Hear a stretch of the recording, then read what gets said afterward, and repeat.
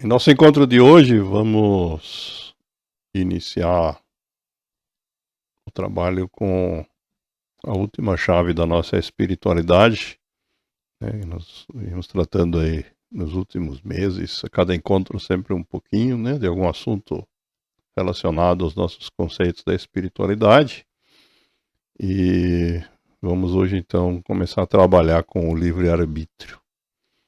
O livre-arbítrio é representado por essa figura de um caminho que no meio tem uma bifurcação muitas vezes, porque nós temos aí, supostamente, ao chegar nessa bifurcação, simbolicamente representa todas as decisões que a gente precisa tomar na vida, uma liberdade de escolher, se nós vamos, nesse caso, pelo lado esquerdo ou pelo lado direito. Essa questão do livre-arbítrio é uma questão que vem sendo discutida na filosofia, nas religiões há milênios, tem muito conteúdo sobre isso. Mas, essencialmente, se a gente quiser definir do que se trata, se trata simplesmente de decidirmos se a gente acredita que nessa situação nós de fato temos liberdade de escolha, para que lado a gente quer ir, ou se tudo está predeterminado. Como diz aquela canção, se está tudo escrito nas estrelas, então essa liberdade de escolha é apenas aparente. É como se a gente fosse apenas uma marionete, só que nós não estamos vendo os fios. E é claro, entre esses dois extremos é possível a gente ter posições intermediárias também. Então vamos começar a ver o que alguns pensadores nos ligaram a respeito desse conceito. O Swami Vivekananda, um hindu do século XIX, diz que a vontade não é livre, porque diz ele que de fato a nossa vontade ela fica limitada pelas relações de causa e efeito que ocorrem no mundo real, mas ao mesmo tempo ele diz que por trás da nossa vontade há algo que de fato é livre. Então ele nos dá aí uma posição intermediária. Schopenhauer diz de uma forma meio irônica, que o destino é que é aquele que embaralha as cartas, como se o jogo fosse de cartas e a gente não tivesse o controle do embaralhamento. Mas diz ele, somos nós que as jogamos. Apontando então de uma forma bastante semelhante ao Swami Vivekananda, no sentido de que temos aí, de fato, a possibilidade de tomar algumas decisões, mas não somos totalmente livres.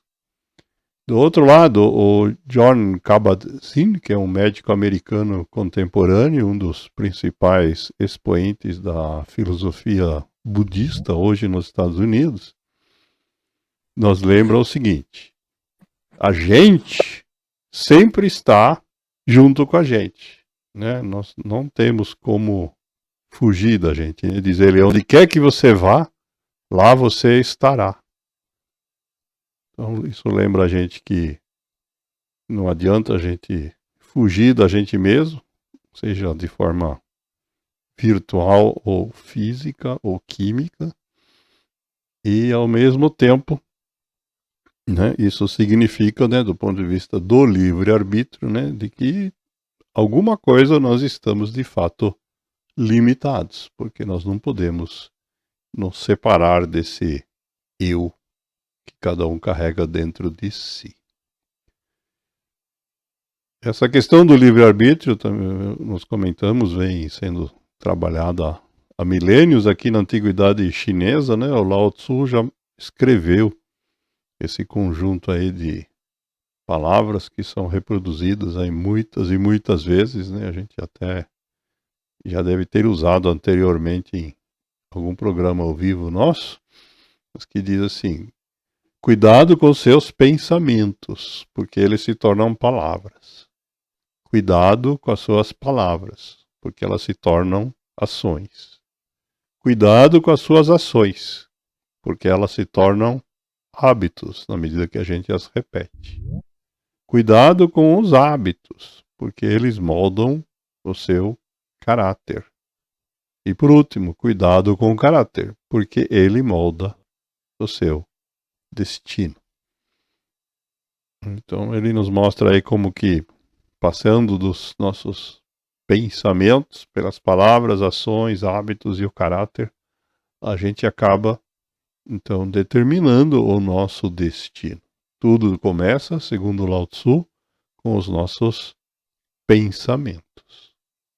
Esse conceito também foi trabalhado pelo Aristóteles, quando ele diz que a liberdade é a capacidade de decidir-se a si mesmo para um determinado agir ou a sua omissão. Cada vez que a gente toma essa decisão de fazer algo de um determinado jeito, ou não fazer, a gente está, de fato, escolhendo de forma livre. Aristóteles ainda diz que aquilo que temos o poder de fazer, temos também o poder de não fazer. Lembrando então que tem uma quantidade razoável de coisas que a gente pode escolher, se podemos fazer ou não. Outra reflexão que já foi usada em programas ao vivo do Epícteto, filósofo da época do Império Romano, nascido onde hoje é a Turquia, que diz que o que importa não é o que acontece, mas como que nós reagimos aos acontecimentos. Então, quando ele nos dá esse lembrete, está indiretamente dizendo que nós temos, possivelmente, a capacidade de escolher como reagimos aos acontecimentos. Nem todo mundo tem essa habilidade desenvolvida. Tem pessoas que reagem de forma automatizada, de forma inconsciente. Mas se a gente está consciente do que está acontecendo, então nós temos o livre-arbítrio de escolher a nossa reação.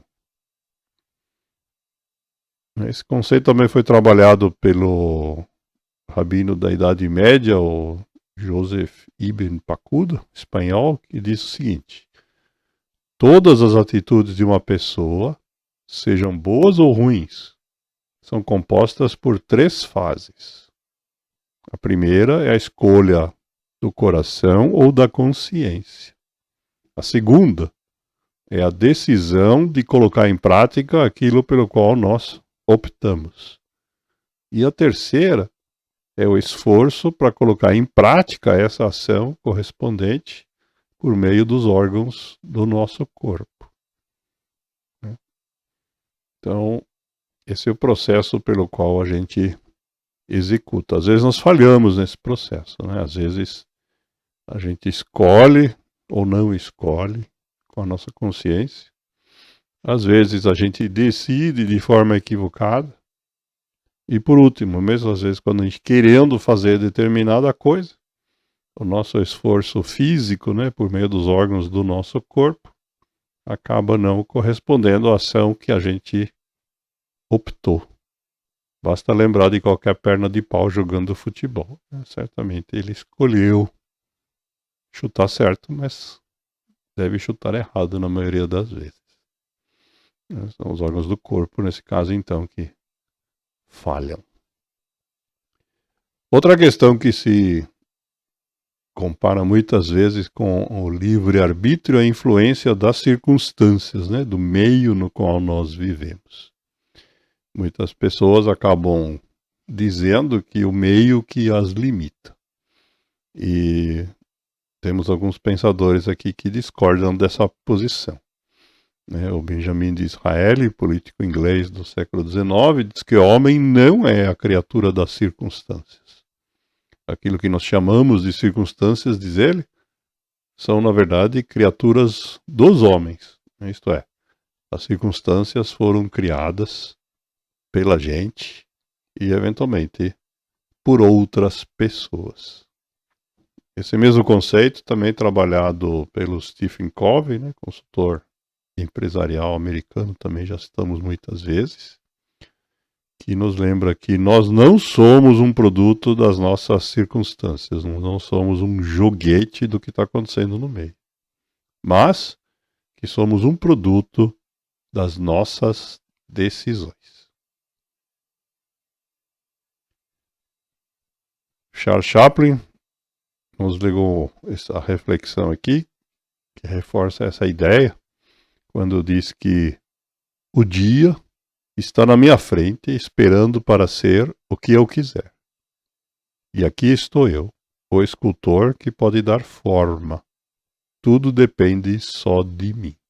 A cada dia, né, quando a gente começa o dia, né, nós temos, na verdade, na frente aí um período de tempo que nós vamos escolher como esculpir com base em nossas decisões. Esse conceito do dia a dia, né, trabalhado por vários autores, o Gandhi nos ensina que hoje é o primeiro dia do resto da minha vida. Os anteriores não tem mais como a gente viver. E ele complementa dizendo: o futuro só depende do que fazemos no presente. Um passo de cada vez.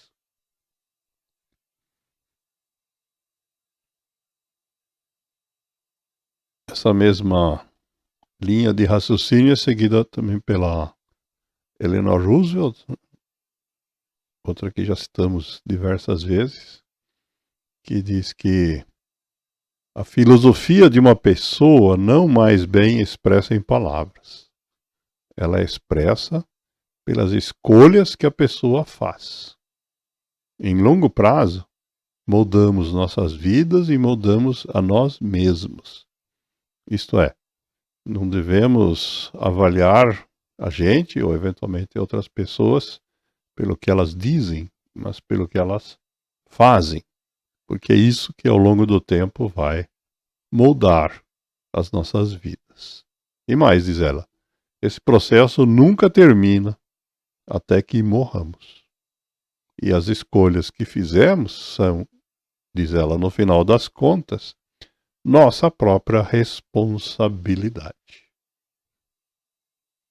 Estão na mão da gente escolher. E ela conclui então dizendo que eu sou quem eu sou hoje. Ela chegou a ser primeira dama dos Estados Unidos, além da carreira diplomática dela. Diz ela, por causa das escolhas que eu fiz ontem.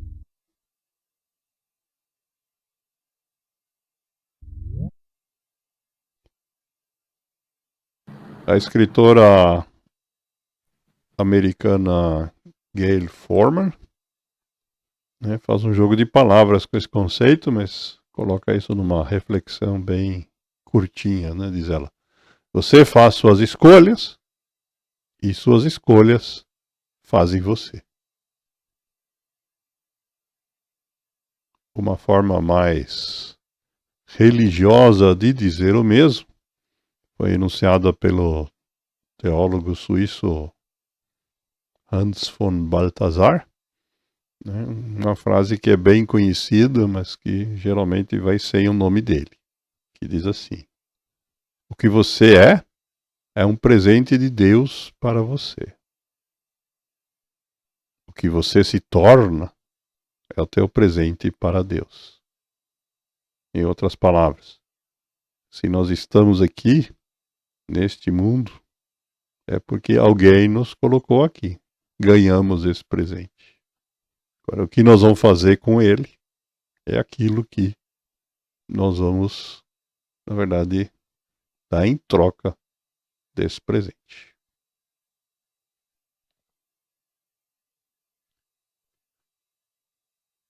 A Rhonda Byrne, outra escritora que nós já citamos algumas vezes, diz que você é livre para escolher preocupação ou alegria. Nós temos essa liberdade. E qualquer que seja a sua escolha, irá atrair exatamente isso.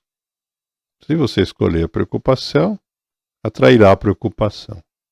E se você escolher a alegria, vai então atrair a alegria.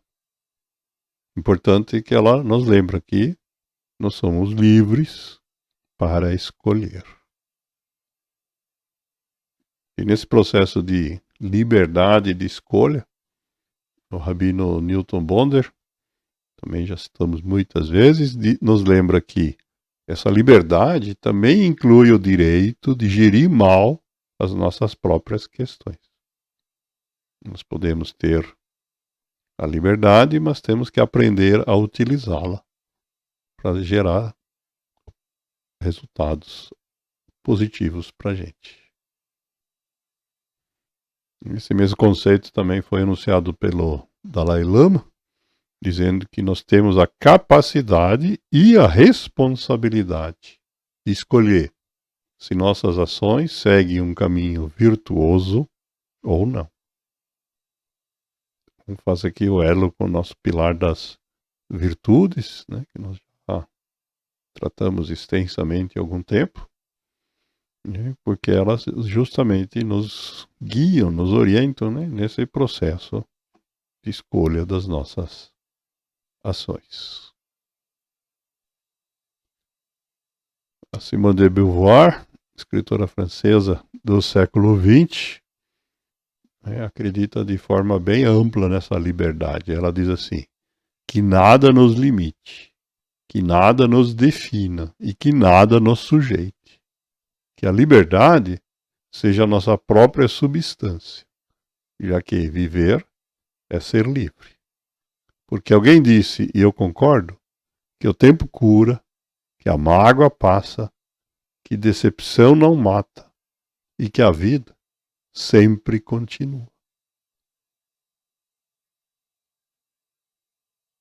E vamos finalizar com uma reflexão do filósofo holandês Baruch Spinoza, do século XVII, né, que fecha esse conjunto de reflexões mostrando-nos, né, o quanto que essa liberdade é condicionada de forma parcial. Diz assim, o máximo de liberdade que o ser humano pode aspirar é escolher a prisão na qual quer viver. Segundo ele, a liberdade é uma abstração. Diga-me qual é a sua tribo, e eu direi qual é a sua clausura. Prestem bem nessa palavra tribo. Né? Ele conclui dizendo o seguinte, só há liberdade se sua vida for produzida por você mesmo. Isto é, toda vez que a gente escolhe fazer parte de uma tribo, a gente acaba tendo uma limitação nas nossas escolhas. Porque queremos ser membros dessa tribo, porque as pessoas com as quais a gente convive, entre aspas, acabam criando hábitos na gente, né? Ou por qualquer outra razão. Né? O importante, então, é esse estímulo que ele nos deixa no final.